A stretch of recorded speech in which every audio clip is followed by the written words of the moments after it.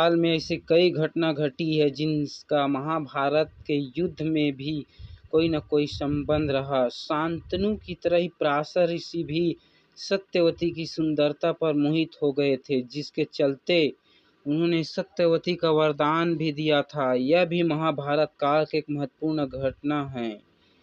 पौराणिक कथा के अनुसार ऋषि पराशर एक विद्वान और सिद्ध ऋषि थे। एक दिन धीवर नामक एक मछुआरे की नाव पर बैठकर नदी पार कर रहे थे। तभी उसकी नज़र मछुआरे की पुत्री सत्यवती पर पड़ी, जो उसी नाव पर मौजूद थी। सत्यवती की सुंदरता को देखकर ऋषि पराशर उन पर मोहित हो गए और उन्होंने सत्यवती को अपने मन की बात बताई। इस पर सत्यवती ने कहा कि मैं मछुआरे की पुत्री हूँ और आप एक सिद्ध ऋषि है, ऐसे में हमारा मिलन अनैतिक होगा।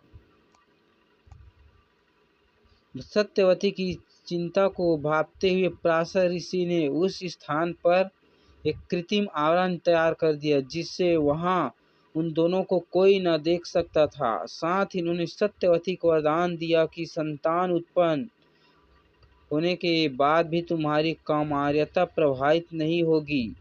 इसी के साथ मछुआरे के साथ रहने के कारण सत्यवती के शरीर से हमेशा मछली की दुर्गंध आती थी, जिस कारण उसे मत्स्य गंधा भी कहा जाता था। ऐसे में पराशर ऋषि ने सत्यवती को वरदान भी दिया कि अब उसकी यह दुर्गंध एक अत्यंत मोहक सुगंध में बदल जाएगी।